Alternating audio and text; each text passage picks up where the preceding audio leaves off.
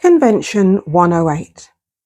The Convention for the Protection of Individuals regards to automatic processing of data was adopted by the member states of the Council of Europe on the 28th of January 1991. This was subsequently referred to as Convention 108. The fact that it was not referred to as the European Convention was to signify that it was open for signatures to countries outside of Europe.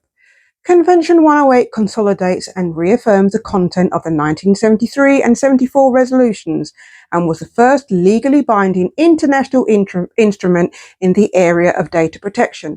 It differs from the guidelines because it requires signatories to adjust their domestic laws to follow the principles, and it sets for processing personal information.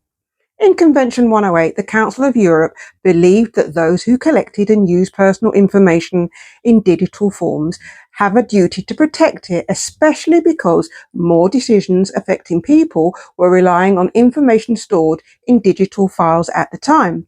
The preamble of Convention 108 states that its goal is to increase unity amongst its members and to enhance protections for everyone's rights and fundamental freedoms, especially the right to freedom.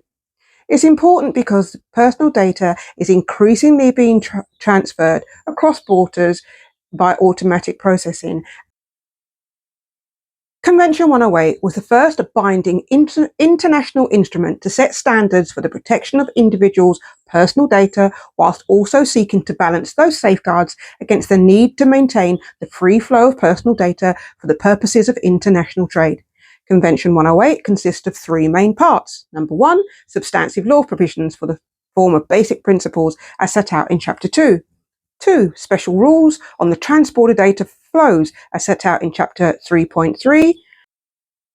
Mechanisms for mutual assistance in Chapter 4 and consultation between the parties in Chapter 5. We're going to discuss these in more details in the next video.